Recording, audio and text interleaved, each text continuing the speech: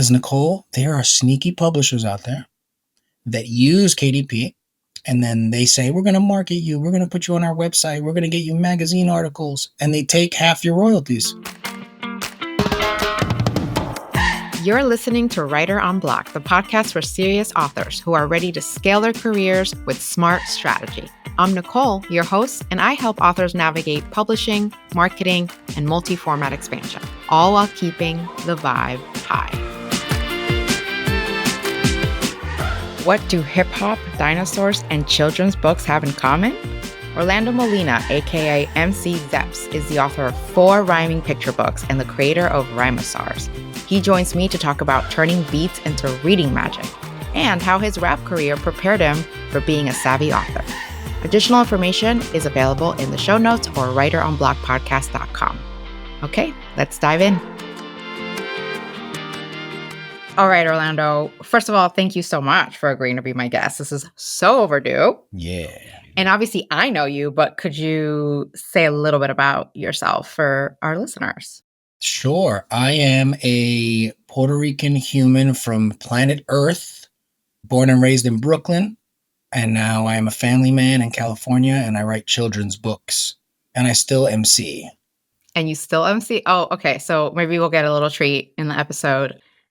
I'm so excited to talk about your books because I get so many questions from friends, acquaintances, coworkers. How do you publish a children's book? And even my own stepdaughter right now, she's so cute. She's writing a book. And I'm like, listen, if you're serious, I can help, we can publish it. So children's books are a whole different ball game. And you have done something so special because you have decided to take hip hop, right, and rhyming and turning that into storytelling for kids. So let's take a step back. How did you come up with this, or what inspired you to do this?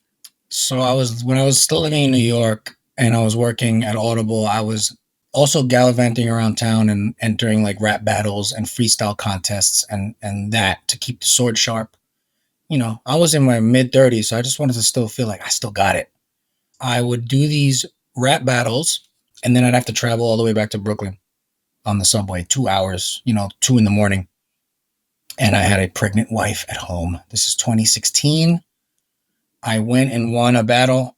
I won $200, and something hit me. Like I texted my wife, like, I won. She's like, oh my God, sick. I got the munchies. So if you want to bring something home. With the $200, buy me some chips. Something, right? Because she's home pregnant. And then that hit me where I was like, wait a second. I should have been next to her at home to make her a quick sandwich, right? Instead of 2 hours, right? This kind of really, because I had the baby on the way. I spent half the money to take a taxi home because it would have been 20 minutes as opposed to 2 hours. And that dude flew back to Brooklyn, got home, got went to the deli, got her like a bacon, egg, and cheese on the way home. And then that's when it all flooded in my head. I'm like, how can I rhyme for my kids? How can I rhyme for my daughter that's on the way?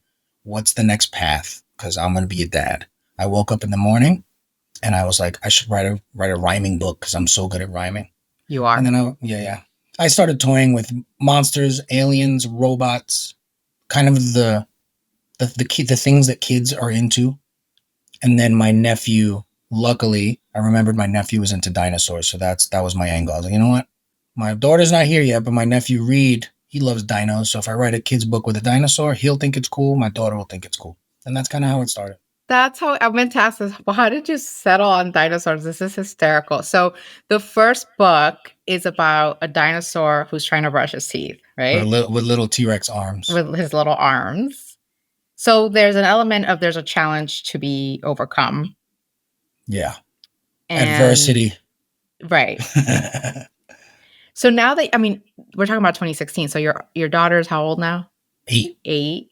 And even the name, like when I was thinking of robots, I was like, Flowbots existed already. And like, I was like, oh, Monsters Inc. But like this kind of ink, I'm like, no, I'll get sued by Pixar. And then Rhymosaurs came to me that morning. I was like, oh, rhyming dinosaurs. So Rhymosaurs. So my daughter is 8. I wrote the first book next to her, next to the belly. I would like play the beats. That's another fun fact. Every Rhymosaurs book is written to beats, like a rap, like a rhyme. And then transcribed into pages. So I sat next to the belly with the Bluetooth Beats, and I was bumping the beat, and I wrote it Oh my to her gosh. while she was curled up in there chilling. You're so funny. You're so funny. Okay, so you write this, you know how it sounds because it's even though you're writing it, you're sonically, you're like, okay, I know how this sounds. And then Mhm. what was your next step? What were you like, okay, how do I get this published? That was real tricky because once it was written, I realized it's like when you write rhymes and you write even bars, so everything broke up into pages nicely. Oh, I had my illustrator, great, I love him, Charles Ugas. So he's Charles Ugas. from Okay. our hip hop world. He would do our album covers. He would do a lot of our banners and like posters. Like he was our illustrator for our crew. So our chemistry was already very dope. So I shot him the idea like, yo, what's up? He's like, I got it. Dinosaurs, and you're gonna write? Yes, let's do it. So he was in. We start doing drafting pages, and I'm just researching publishing. Right. How do you get your book out? And it was just like the rap game, Nicole, because it's like all these indie labels, and then you got Arista and like Elektra and like these big labels, and right, and but you can't submit your rap demo unsolicited without like a PR or like an entertainment lawyer, and that's the literary agent. I was like, oh, here we go again. I can't get on Penguin or Random House or Scholastic. They don't want to hear me. I'm just a new guy. Right. And then there's nothing in the market like to like be like, what can we? Oh, this is interesting, but what's out there that's like this that we can? There's that, right? I'm like, well, I don't know. Let's trust me. It's cool. Anywho, I realized I have to independently do it. Back to the rap world where I'm selling my like CD out of the trunk of my car kind of thing. And then luckily I'm at Audible. So I had all these like senseis that were like giving me wisdom. You, Charles, Mike, Scott, like the whole ACX team was like, you can do it independently. We can help you. Hannah Wall was the one, she was the main one that was like, she sent me a sick email that was like, Kindle Direct Publishing, KDP, you can make it yourself. She gave me an ill breakdown. We sat together. So shouts to Hannah Wall. And here's the thing. Thank God she schooled me on that. Because Nicole, there are sneaky publishers out there that use KDP, and then they say, we're going to market you. We're going to put you on our website. We're going to get you magazine articles. And they take half your royalties And they're doing the same thing you would have done, which is on put it my through own. KDP. Yeah. And I almost fell for one of them. And I was like, wait a second, my doodle. That's my son used to say. This doesn't feel right. I'm going to cut out the middleman. And that was it. We just did direct KDP. I've been hustling music for years, so I felt like I knew what to do. So it's so funny. I did not know this, but your music career prepared you for this because as you were just describing the parallels, you're right. The record labels are Same like the thing. big five publishers, Yeah. and then there's the indie artists, and then there's the indie author. So even though you hadn't done the book stuff exactly, you recognize the landscape right away. The landscape, that's a good way to put it. Yeah, yeah. And then I was like, if I just keep grinding, so then I think of Jay-Z's first album, Reasonable Doubt, that was on Priority Records. He used drug money to fund it. That's a rap story. But he got to a place with like Hard Knock Life and stuff, and then Def Jam was like, "Hey, what do you, Jay-Z? Come on to Def Jam!" Boom. I felt like that could happen with the books. I'm just gonna keep grinding, keep making my buzz, keep doing my thing, and it's gonna just stumble on someone's table, and they're gonna go, "What is this? Dang, he's got 4 books out. Does he have more characters? Let's talk." I see this as a show Oh on yeah, we're TV. developing it. I'm not. I mean, just more like the idea of it. The show is there. Just Right. got to meet the right people. I hear it. And I think I don't know if I'm right in assuming this, but I also feel, you're Puerto Rican, I'm Dominican. We know some stuff. And so I feel like there's a cultural barrier also sometimes to the type of content that we enjoy and we make. Yeah. So it's for something even like the book or the audiobook, or even the show, you have to find the right company that's going to be like, yeah, there is an audience for this. And then they want to trust it and not change it too much. Yeah. That's why actually, as soon as I got the name, I went on LegalZoom like that week, and I trademarked it. I copywrote the characters, like their names. I put the illustrator as like when you copyright art like that, I put him as 50% owner of it. Oh, wow. So Nice. that if I just thought about the future, if like Netflix or Hulu or this starts to happen into a show, they can't push him out. That was Like very nice of yeah, you he's and not legally grimy. bound to it. Yeah, he's the guy. He's my guy. He's like a brother to me. Good So dude. you start with one book. It's the T-Rex trying to brush Yeah. his teeth. And then when does it did it immediately dawn on you that it was going to be a series, or did you just do one and then you're like, "Huh, this could be more." Actually, I wanted to do more, but I had to push the second one out the next year quickly because when I trademarked with LegalZoom, it was under entertainment banner under a children's book. You can only pick. There was a weirdly option where it's like you had to, it's a series. Right. Like there wasn't a one-off option. And I'm like, all right, I plan on doing another book. So I'm like, boop, and I clicked it and I paid for it. And I was like, yay, it's copywritten. And then like a year later, LegalZoom's like, hey, dude, it's a series. And if you don't have a second book out, it doesn't qualify as a series. And then you're going to lose your copyright. And I was like, huh? Oh, What? for I real? did And wait, then, wait, wait. I did not know this. This is a nugget of information. Wait. yeah, it's wacky, right? Whoa. Unless I Okay. made a mistake somewhere along the line and missed a step where I could have just done it as a one-off book, but I guess because I knew I wanted to write more, I was like, let me copyright it as a series. Yeah, yeah. And LegalZoom was like, hey man, you At got least to they let at you least they got to gave you a the heads up. you got to the end Okay, of the so year to you crank out another book. so they were like, "Okay, chip chop chip." Okay, so then you knew you're like, "Okay, so who's the second character is remind me, not at the Pterodactyl, Tara okay, who can fly. pterodactyl. Mm-hmm. God, first of Yep. all, I love I'm here puns. for it. The puns are great. Okay, so and what is Tara's challenge? Tommy Rex was after me because I had a lot of teeth problems as a teen. Tara, me and my brother used to fly to see my papi in Puerto Rico. But this is the 80s when you could just, my mom would throw two kids on a plane and then the flight attendants were like our babysitters. And then he'd be waiting for us on the island on the other side.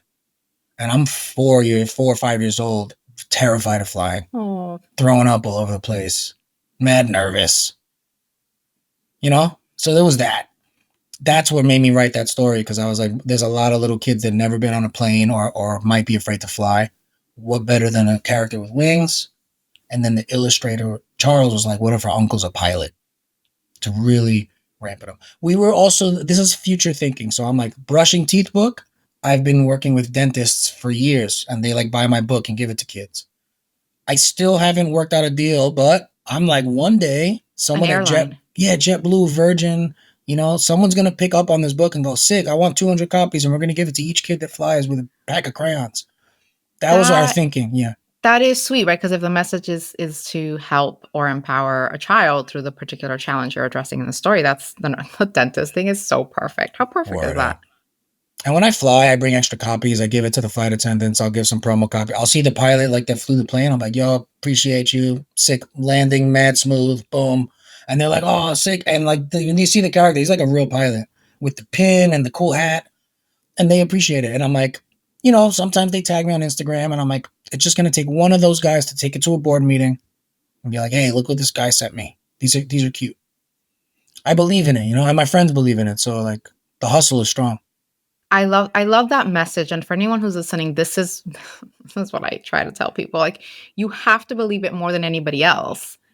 You have to believe in your work more than anybody else, because then how do you expect other people to take you seriously? And I think that you've done such an awesome job promoting it, believing in it. Your website looks great. I see that you also do programs with schools, right? That blew up here. That was all California. As soon as I moved here, that just like snowballed. The education side of it, which again, stumbled upon that just by like, so I had two training grounds to rhyme without cursing. I had Audible because I was Right. doing all the corporate rap. Thank you, Emil. Thank you, Mike Charzik. Thank you, Jeff Dudzik. I had all these three managers giving me, like, Jeff was like, do your job. I don't care about the rapping, but do your job and you're going to do well here. And I was like, thank you, Jeff. And then Emil was like, listen to Jeff, but keep rapping, But keep keep rapping. rhyming, keep beatboxing, keep doing all that fun stuff. That's when we did like the Audible music video. It was crazy. And then Mike was above them going, listen to both of them and you're going to do good here. So I started rhyming without cursing at the all hands meetings. They'd fly me to like Grace Hopper. That was wild. I And remember I'm that. learning how to rap without cursing. At the same time, I'm hosting dance battles in Europe, like when I would do my annual Norwegian trips. Right. And they're like, hey, there's grandmas and babies here. You can't curse. So the 2 years of that really trained my brain. And abuela and my mom with a chancleta ready to slap me with it if I say something Ready bad. for if there's any disrespect or curse words. Toma. Or it's the other That way. Fuakata. That's a fun word. fuckate, we It's don't like have a, the it's like a, equivalent. We don't have the English equivalent of fuckate. Like take that. No, that's creepy. That's like the pow. It's not the same. pow. It's onomatopoeia. Yeah. Fuckate is like if you're listening and you're not Spanish, fuckate is like it's like the sound that the flip flop makes when it hits you, or Or the the wooden back of the spoon hand, or or the the belt. spoon. Sure. But yeah. So clean rhyming and then just being able to like apply that to the kids. Also, Kindle Direct Publishing was like, hey man, your book's too short. The first one, Tommy Rex. Oh, It has to be 25 pages minimum to print. And I was like, uh-oh, it's 13. And then that's when me and the illustrator had a meeting and we were like, yo, what if we do all the black and whites at the end? Every page black and white. They can color it they could and color it. and they have the blank dotted lines to change the story how they like. And that was literally our little loophole so it can print. And then that was the big thing that stood out to everybody. It was like, it's story time and then you could just color and write your own bars. I was like, yes, we thought of that because we're geniuses, not because there's minimum pages for printing. You So are so funny. So yeah, that came out of see people. everyone knows why we did that. This is so funny. There's a quote, and I don't remember which actor it was, and I'll put it in the show notes, but there's an actor, and I keep this quote in my head all the time. And he says, when he was learning how to act in school, use the difficulty. Mm-hmm. And I took that because I'm not trying to act and I'm not an actor, but I then use that myself. Okay, use the difficulty. And it's so funny, in the last couple of weeks, I've had some challenges and I've turned those things into successes by saying to myself, how am I going to use this difficulty? In fact, I have a project coming up that's secretly named Project Lemonade because I was like, I'm gonna make lemonade out of this shit. I love that. So that is hysterical. Okay, so if you get the book, your child can read it, and then there's coloring at the end, plus writing your own bars or changing the story or trying your little kids trying their hand at A rhyming. rhymer too. Yeah. So that started then I learned these keywords of creative writing and literacy. That's like the big two keywords in schools. So when I moved to Stockton, I got this little brushing teeth book. I'm like, yeah, I'm a kid's author. And then all these guidance counselors and principals and teachers I were meeting were like, this is cool. This is mad cute. Flip to the back. And they're like, oh, creative writing? Would you come read the story? And then we'll buy a few copies and the kids can color in the back. And I'm like, sure. And it literally just got started by like little invites to like libraries out here, schools, little kids festivals. And I was ready for it because I was hosting kids battles in Europe. I was hosting Bring Your Kids to Work Day at Audible. So I knew how to work with these little muffins and nuggets and maniacs. And I had baby. So I had this like focus group at home. This little human that I could just be silly with. Oh, I was a stay-at-home dad, successful 8 years stay-at-home dad. Nice. Since I moved here, many odd jobs and side hustles and doing this to make my bread. But first and foremost, a parent, which yes, it's again, your focus group is at home. So I'm valuable. Like, I'm rhyming to my daughter. I'm like, I potty trained her with a song. If you have to go pee in the potty, you can tell daddy, and she would go, mommy. And if you have to go poop in the potty, then you could tell daddy, and she would go, mommy. She had a little fake microphone and she would do it. And then, she had accidents, but it started to work because then I'd hear her going, daddy, I have to go peeping in the potty. So I'm going to tell daddy and mommy. I was like, let's go, hurry up. Anyway, it worked. Right? I remember the potty training days. That is so smart. And you're right. You're making it fun for them and you're giving them, that's how children, we know, like they get their favorite stories or their favorite rhymes and they get stuck in their brain and they love it. And it makes sense to them. Like, for some reason, the whole Yeah. rhyming thing really resonates with children. I just thought about the classics, the ABCs, Twinkle Twinkle, Itsy Bitsy Spider, Wheels on the Bus, right? You're in the Coco Melon world, and those are the songs that are constantly playing. That's driving me bananas. That music, the Blippy, the Baby Shark. The Baby Shark. So I was like, I'm going to go against the grain. And yes, these are kids' books. And yes, I'm going to come to your school and read our books and maybe do some nursery rhymes for the pre-K kids. But it's going to be on Dr. Dre beats and Mobb Deep beats. And I work with producers, so I also work on a lot of original beats so that I don't have to worry about flagging and Facebook taking it down. So our approach was anti-Coco Melon, anti-Blippy, and doing it on very hardcore like 90s beats that the kids thought it was cool, but the parents were like, Right. As a oh, parent, you get to enjoy it because you this know the is beat. pretty sick. Yeah, yeah. So I'm doing like ABCs, but rhyming it in 3 speeds and then mixing it with Twinkle Twinkle. And then I'll do Itsy Bitsy and I'll change the words on purpose. And the kids scream at me. It's hilarious. Oh, I love The itsy bitsy spider climbed up the water spout. He went to watch Netflix and chill on his couch. And they're like, no. That's They not how yell it at me. goes.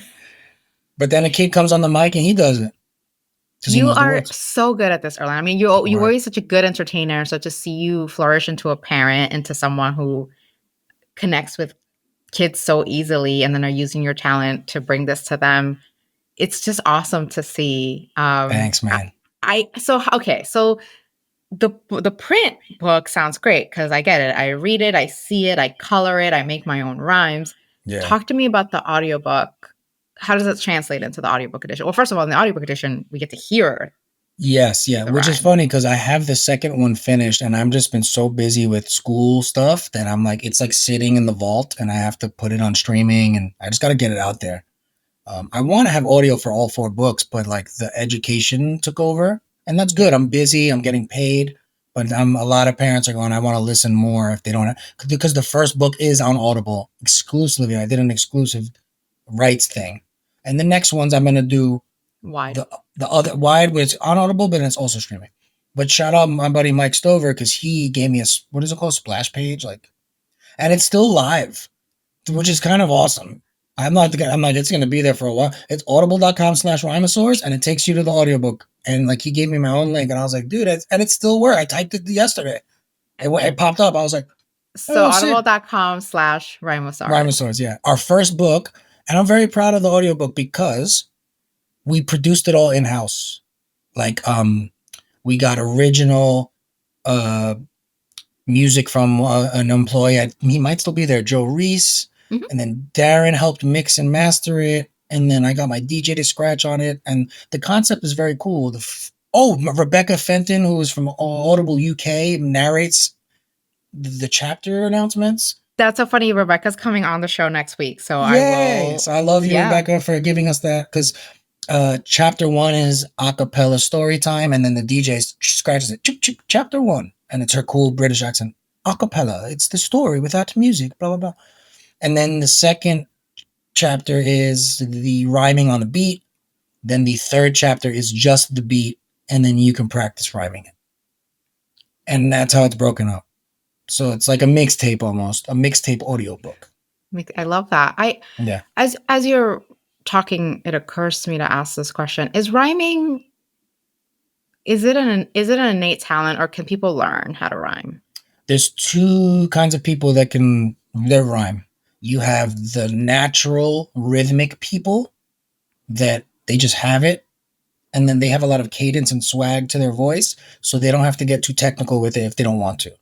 They're natural rhymers or singers. This is my hip hop thoughts.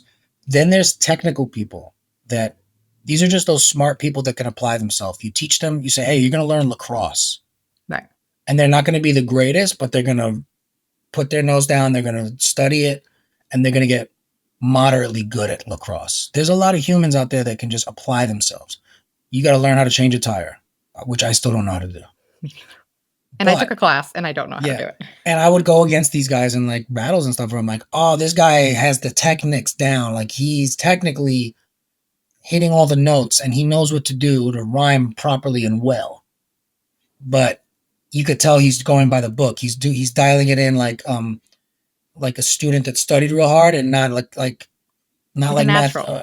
Yeah, what's the what's the hell Matt Damon when he's doing the math? He's like a janitor and he does the math problem. Oh, yes. Yes, yes, yes. That Goodwill Hunting, Good Will Hunting. right? You know, Yeah. he just goes in there. He's like, "Oh, I know how to do this," and everyone's like, "Oh, you're a genius." Anyway, He's not thinking about it. It just comes, it yeah, yeah, naturally yeah, yeah. comes to you. Yeah. So yeah, I've gone against some rhymers, or I've seen rhymers that are like they're trying really hard, but then they don't elevate, they don't grow. They're just kind of stuck in that thing. Yeah, Okay. even So, rhyming books too. Like, well, you know, I think about poetry, and poetry isn't always about rhyming, but sure, naturally, when you start learning about poetry as a young student, it is mostly the rhyming stuff that you get introduced to first. So there's something about rhyming that resonates so much with children. It just, I don't know if it's yeah, just entertaining or uh-huh. it's a challenge for them to then think of how to do their own rhyming or trying to find a word that rhymes with this or that. Yes. And now we're doing like activity sheets for schools, like traditional like homework sheets with imagery and blank lines, and you got to guess the words that rhyme. And my daughter gets weird homework sometimes from school, and it's like super like photocopied and like pixelated, and you could tell it got copied like 100 times, and there's like it's grainy, and I'm like, where did they get this homework from? So A we bit, started making our own ones. yeah, I have seen my child the other day came home with a graph that I couldn't even read. I'm like, it's so blurry. It's like a ditto of a ditto of a ditto of a Yeah, ditto. yeah, yeah. It's I can't read the it instructions. cannot read this sheet for our lives. Okay, so you have audio for book one. You have four books uh, out. So book one is the Tommy T Rex. Then we have Pterodactyl. What's the third book? book three is Sarah Tops, and she doesn't want to try new food. So another pun, try, comma, Sarah Tops. Let Because me she's a tell you. triceratops. Let me tell you, I suffered as the parent of a picky eater. So tell me about the just okay. So the challenge here, she doesn't want to try new foods.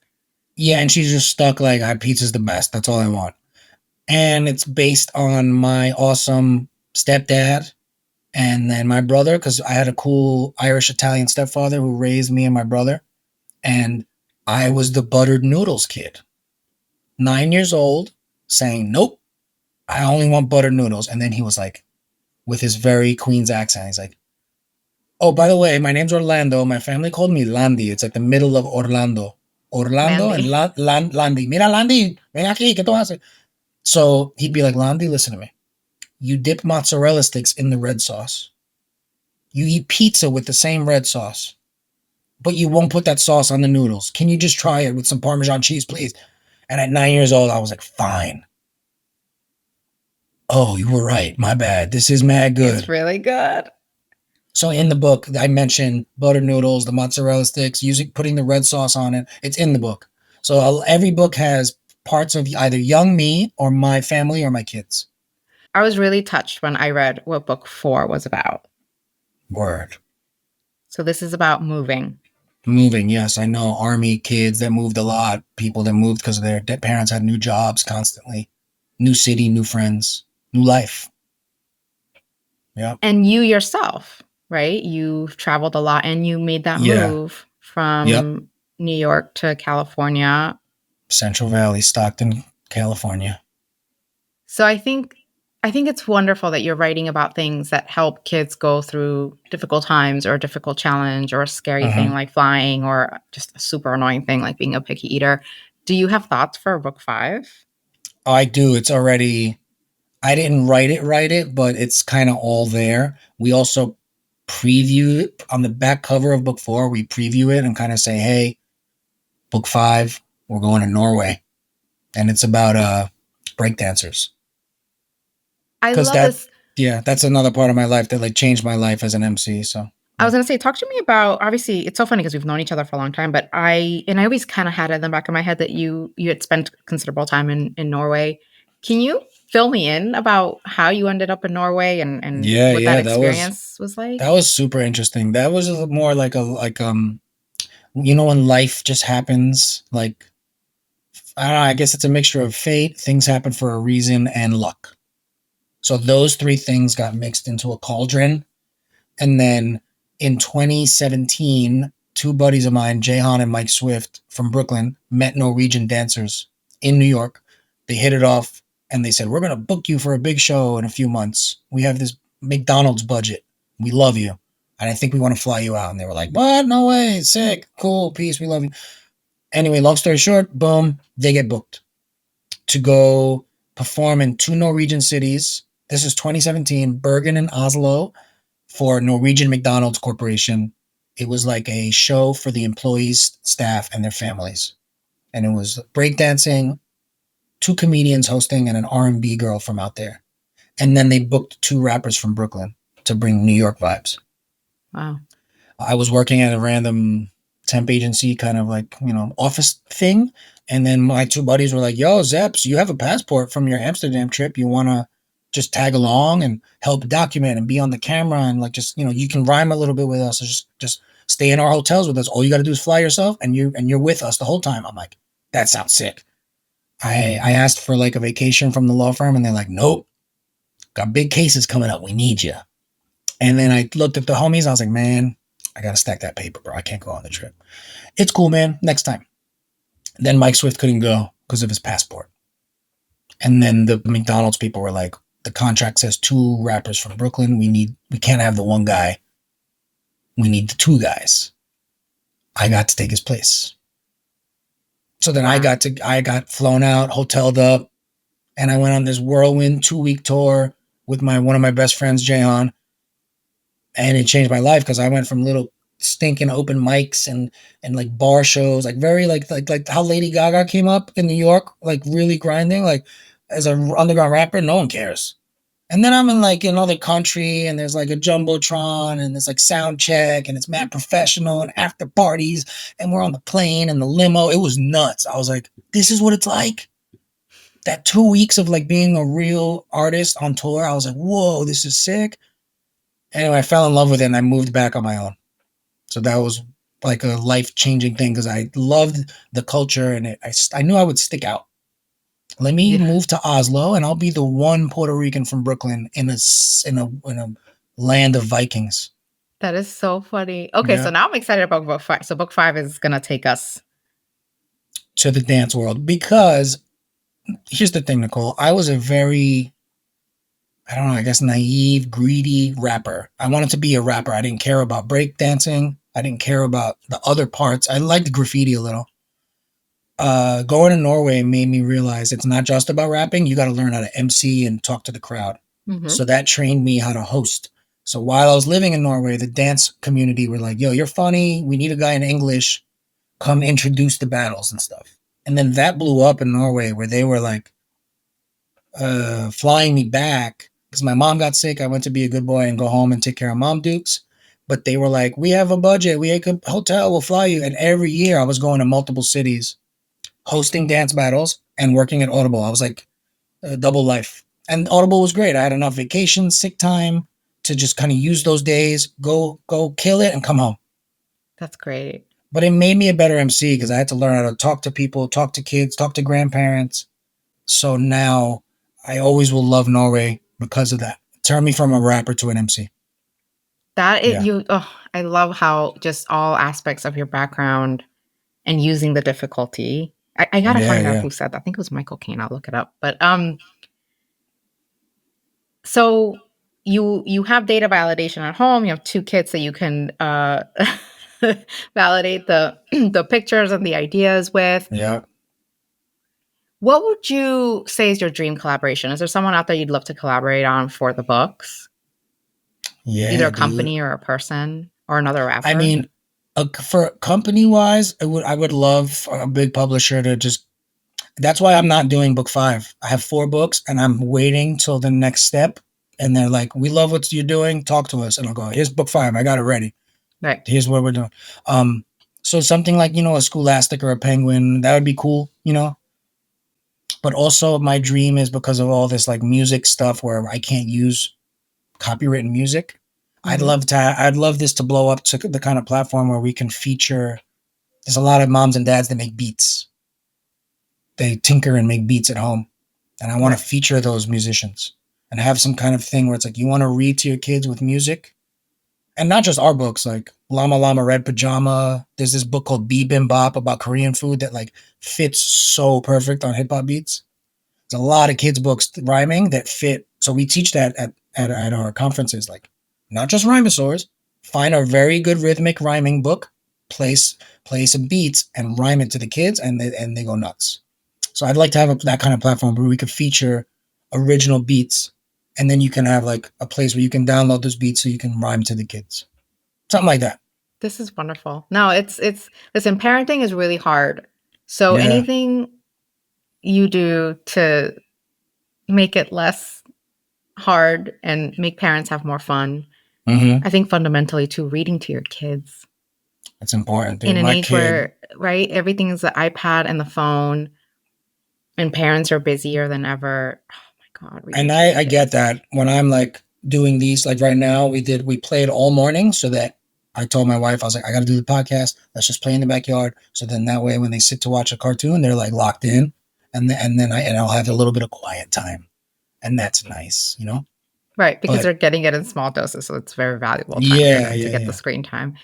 Yeah, I mean, my kid's too old now, but I do miss the like, hey, can you read me a story? And Mm-hmm. that time goes by so fast. Your Yeah, kids are yeah. still young, so please, oh my gosh. I Well, know my it's little that's one, I still read to him, but she started a year ago at 7. That's another thing. I knew that my stuff was working because I'm doing it at home with my daughter to the point where she's reading full sentences at like 6 and then full chapter books at 7. And then me and my wife are like, is she memorizing this? And then we realized she was for real reading it because she would like, I could curse, right? We've cursed a little bit on here. yeah. She started to read things around the house Uh-oh. and they were adult stuff. Just randomly, like she's helping me fold laundry and I have these very funny socks from Christmas. And she goes, Dad, oh, sorry. She picks up the socks and goes, Daddy, what's Ringmaster of the Shit Show? And it's like a dude with the top hat, you know, like the circus guy on the sock. And I'm like, oh man, I had to just break it down. I was like, like a circus, and he kind of like he trains the trapeze and the elephant, but like it kind of gets a little crazy. And shit show means like it gets a little nuts. She's like, but doesn't that also mean poo? And I'm like, oh, okay. Your room is a Yeah. shit show. When Go they clean your room. when they start reading stuff and asking, what does this mean? And what does Yeah, this mean? And you're like, full. God. At grandma's house, Daddy, why does grandma have a sign that says wine o'clock? It's wine o'clock. I'm like, well, grandma likes her adult grape juice. Her adult grape juice. And don't, Oh my yeah. gosh, Orlando. No, this is fantastic. And I'm gonna be on the lookout for the book 5 news because I think I see this so clearly in my head as a series, as a TV show, as a Oh, yeah. YouTube segment. I don't care. Like it's something that Yeah. is very visual and audio, so a show, a The TV show. illustrator Charles was very clever and what he did was each book, he reminded me they know each other. So in the second book, we don't mention other characters, but the third book, oh, it's an alarm. Sorry. Let me turn off the volume on that. Sorry about that. That's I should fine. put airplane mode. He was like, yo, what if in the third book we make sure you mention Tommy Rex, that they're homies. So in the song, Sarah doesn't want cinnamon buns. It's kind of sticky. Skips different food to try because she is so picky. To make her a meal she likes is very tricky. She eats pizza with Tommy Rex and her cousin Vicky. And then in that page, cousin Vicky and Tommy Rex and Sarah are eating pizza together, like chilling. So you have a And cameo. from book 1. So if you have book 1, you're like, oh, that's the brush the teeth kid. He loves pizza too. He's in the third book. The fourth book, every character from books 1, 2, and 3 say bye to Tyler, who leaves to California. So Right. there's a cameo from the first 3 books in the fourth book, and it ties it all together. So when someone's like, what's up with the TV show? What up with a cartoon? We have the world already built on how they know each other, who's the villain, who's the good guy, who's You the have new all the characters. characters. Yeah, yeah, yeah. It's all here. And I have some little Google Docs sitting there. It feels good, dude. So what advice would you have for someone who is like, I want to be a children's author? I would probably say this is the world of 2025 where if you really want to do it, you don't need to wait for any gatekeepers. And if you have a little bit of drive and hustle, and you got a little, what's another fun word? Gumption? Is that a word? Gumption. I think I've heard, and grit. Right? Great. There you go. If you have all of those tools plus a good team around you, you will need certain things. And like for me, I don't draw great. I needed an illustrator. I needed to have a graphic designer create the PDFs properly with bleed and spacing and like he knew to upload it. Right. Those are two steps I could not do on my own. I can doodle a little bit and do my little graffiti, but there's some people that are nice with it. They do all three. Right. I'm a writer. I'm really good with Photoshop and I'm a pretty good illustrator, and you're good. You have all three pieces. Just try it. If it sits there on Amazon and a few people order it, you did it. Right. Your What's the cousins and you, worst? yeah. What's the worst? What's the worst? What happens I'll if tell you the something? worst now. Someone goes, "Whatever happened with that kid's book?" Oh, it's there. Yeah, it exists. But you did it. I had a guest the other day who, when that came up, like when people ask, like, "Oh, what's happening with the book?" and he had the best answer, which was, "It's simmering. It's simmering. Yeah, it's on low heat. It's simmering." It's a great answer. Yeah, dude, just Well, try it, man. You never know where it's gonna take you. I've had things. I volunteered for stuff that then turned into like high paid gigs because I took a chance, and they took a chance with me. no, that's again back to what we were saying in the beginning. You have to believe in yourself. Word. If you expect other people to believe in your work, you have to also believe in your work yourself. Uh And huh. it's easier said than done, but you got to have some level of believing that your stuff is good and it Yeah. deserves to be out there. Do we want to close out with a performance? Oh snap! Here we go. Because This is I how it miss all this. started. I miss this a lot. I used to get treated when we worked together to these, Yeah, and now yeah. I It used to don't. be audible. What was the Freestyle Friday at the happy hour? Freestyle. That was crazy, dude. All right, we're gonna go. I'm gonna go real smooth with it. I was gonna go hype, but it's Sunday. We're just gonna do a little improv. How's the beat, Nicole? Is it a good volume, or should I make it a smidge louder? Make it a little louder because we could always lower it. Okay. Yeah. Make it a little bit louder cause we can lower it, and we're having fun with the children and we're getting lit. When I say lit, I mean literacy or literation. I be coming through because rhyming's my occupation. I write children's books with dinosaurs. It has hip hop in it. It's called Rhymosaurs. You can read, you can rap, you can color in the back. After that, you can take a nap, maybe eat a snack. Yo, Nicole, I like food made with cinnamon, like French toast. And yes, you are Dominican. I think half Belgian. Was that the other half? I can't believe I remember that. Yeah, that makes me laugh. I'm Puerto Rican, but that means we're both Caribbean. And I'm a silly dad, cause I am amphibian. Silly dad rhymes with lily pad. Let me exhibit. I'm thinking of frogs, so I'll say ribbit.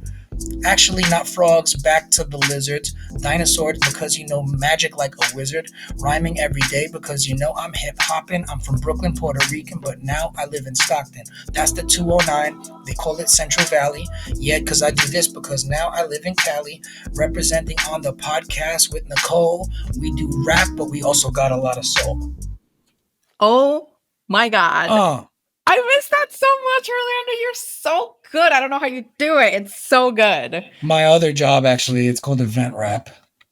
It's like a professional. It's all these rhyme. All the guys that I used to battle. This guy Baba Brinkman started a company in the pandemic where I was. That's how I got all this equipment. We would do green screen, Zoom rhyming for like corporations and So this businesses. is event rap services, and I'm going to put this in the show notes so people can book Yeah, you. yeah. So there's 15 of us or 12 now. 12 MCs, females. We got all. It's all DEI'd up, and we get booked by like. It's fun, Nicole. It's like business conferences, like like when we would set up a booth at a big convention center and then companies hire us to either be at their booth and rhyme to clients, or we hop around and drop freestyles. We listen to the keynote speeches and the panel talks and take notes and come do a recap on stage to like summarize it in rhyme form. So it's kind of cool that I have the children's stuff on my own, but then I have, thank you, Audible, corporate rap. Check it out. Pretty fun. This is too good. Oh my God. Orlando, thank you so much for that. And thank you for coming on. I am, like I said, excited. I'll be following your journey. And I hope we get to catch up again soon. Thank you so much for joining me this week. For more information on today's episode, please check out the show notes or go to writerunblockedpodcast.com. Before we wrap up, if today's episode sparked ideas for your author career, don't let them sit in your head. Take action. If you are ready for high-impact support, I offer one-on-one strategy sessions to help authors like you navigate your author business with precision. Head to reignitewithnicole.com to book a session or apply for any of my author programs. And if you found this episode valuable, please share it with a fellow writer and leave a review. Thanks for listening to Writer Unblocked, and I will see you next time.